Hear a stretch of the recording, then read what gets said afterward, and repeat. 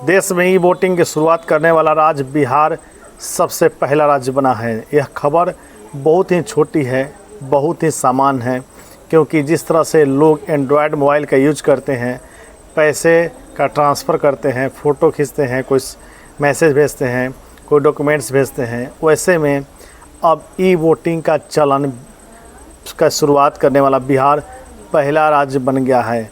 दरअसल यह खबर बाकी स्टेट के लिए बड़ा ही सामान्य है, लेकिन बिहार के लिए ही बड़ा महत्वपूर्ण है। महत्वपूर्ण इस मायने में है क्योंकि बिहार में चुनाव के दौरान करीब 500 के करीब हिंसा होती थी। वह एक दौर था जब चुनाव के दौरान विधायक की हत्या हो जाती थी। वह एक दौर था जब चुनाव के दौरान बूथ कैप्चरिंग और बूथ लूट की बड़ी वारदात सामने आती थी। वह एक दौर था जब बिहार में टी.एन. शेषन और के.जे. राव जैसे अफसरों का नाम हर लोगों के जुबान पर था। इसलिए था क्योंकि इन अफसरों का नाम बूथ लूट को रोकने में सबसे आगे आया।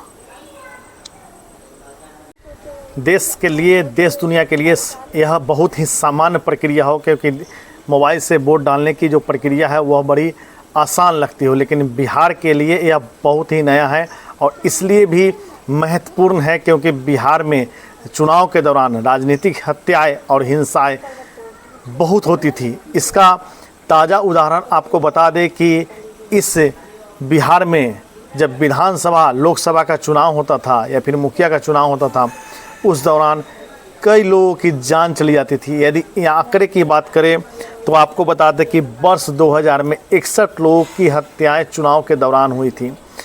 लेकिन वह एक दौर आया जब के.जे. राव और टी.एन. शेषन जैसे कड़क अधिकारी बिहार आए और इन लोगों ने जब चुनाव की कमान संभाली तो मानो बिहार में हड़कंप मच गया।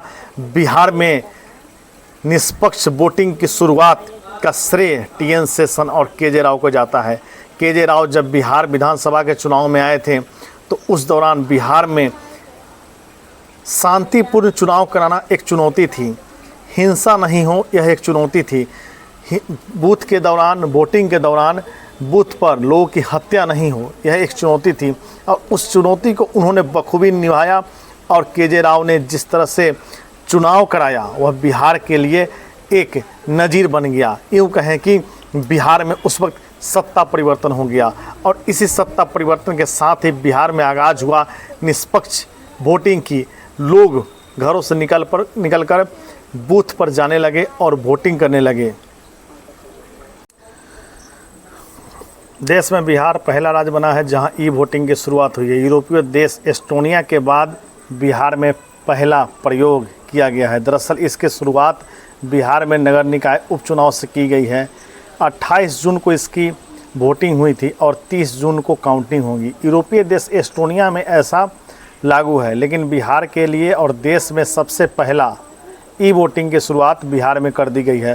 दरअसल ई वोटिंग की शुरुआत करने के पीछे मंशा ये थी कि बुजुर्ग और जो बूढ़े लोग हैं या बीमार लोग हैं, दिव्यांग लोग हैं, वो जो बूथ पर नहीं जा सकते हैं, उनको वोट डालने की सुविधा प्राप्त हो सके। इसको लेकर के सरकार पर सवालिया निशान विपक्ष खड़े कर रही है, क्योंकि बिहार विधानसभा का चुनाव इस बार होना है।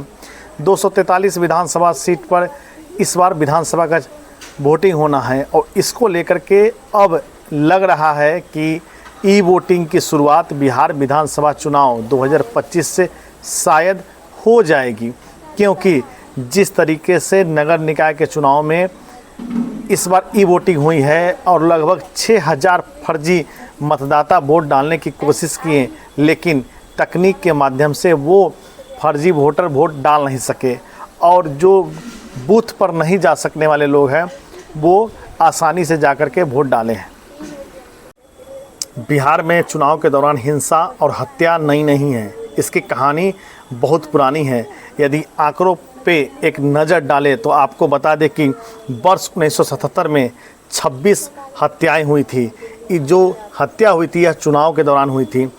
वर्ष 1980 में 38 हत्याएं हुई थी। वर्ष 1985 में 69 हत्याएं हुई थी। वर्ष 1990 में 87 हत्या हुई थी। वर्ष 1995 में 54 हत्या चुनाव के दौरान हुई थी। वर्ष 2000 में 61 हत्या चुनाव के दौरान हुई थी और वर्ष 2005 में 15 हत्या चुनाव के दौरान हुई थी। यह बात दीगर है कि इसके बाद चुनाव के दौरान हत्या कम हो गई। छीट-पुट की घटनाओं को छोड़ दे तो बूथ कैप्चरिंग की घटना या उसकी खबर नहीं मिली, चूँकि वोटिंग कराने की कमान सीआरपीएफ को दे दी गई और उन लोगों ने बखूबी इस जिम्मेदारी को निभाया और बिहार में वोटिंग करने के लिए लोग घरों से निकलने लगे। राजनीतिक हत्या की यदि बात की जाए तो वर्ष 1965 में कांग्रेस के पूर्व विधायक शक्ति कुमार की हत्या कर दी गई थी। वर्ष 1972 में भाजपा विधायक मंजूर हसन की हत्या कर दी गई थी। वर्ष 1978 में भाजपा के सीताराम की हत्या कर दी गई थी। वर्ष 1984 में कांग्रेस के नगीना सिंह की हत्या कर दी गई थी। वर्ष 1990 में जनता दल के विधायक अशोक सिंह की हत्या कर दी गई थी और वर्ष 1998 में 3 विधायक ब्रिज बिहारी प्रसाद, देवेंद्र दुबे और अजीत सरकार की हत्या हुई थी। यह तमाम हत्याएं राजनीतिक कारणों से हुई थी।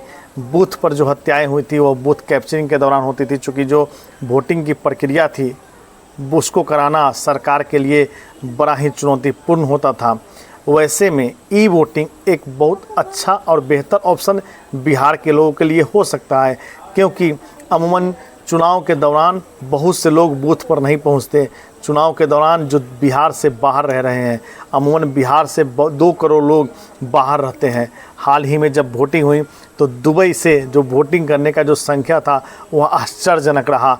इसको लेकर राज्य निर्वाचन आयोग ने जो जानकारी दी वह बड़ा ही महत्वपूर्ण रहा। सरकार के आंकड़े बताते हैं कि जो बिहार के से बाहर लोग रहते हैं वो बिहार आकर के वोटिंग करते थे, लेकिन ई वोटिंग के माध्यम से अब वो दुबई, ऑस्ट्रेलिया, कनाडा, अमेरिका, रूस, ब्रिटेन, चाहे किसी भी देश में हो वहाँ आसानी से वोटिंग कर सकते हैं, बिहार के चुनाव में भाग ले सकते हैं। लेकिन देखना यह दिगर और आवश्यक होगा कि वर्ष 2025 के विधानसभा के चुनाव में क्या इसकी शुरुआत की जाएगी।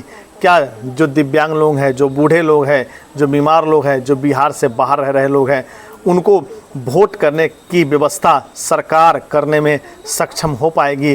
तैयारी तो यही है, लेकिन देखना बड़ा ही महत्वपूर्ण होगा, क्योंकि अमूमन वोट का जो प्रतिशत होता है वह 55% होता है, लेकिन जब ई वोटिंग हुई तो उसका जो प्रतिशत था वो 80% था।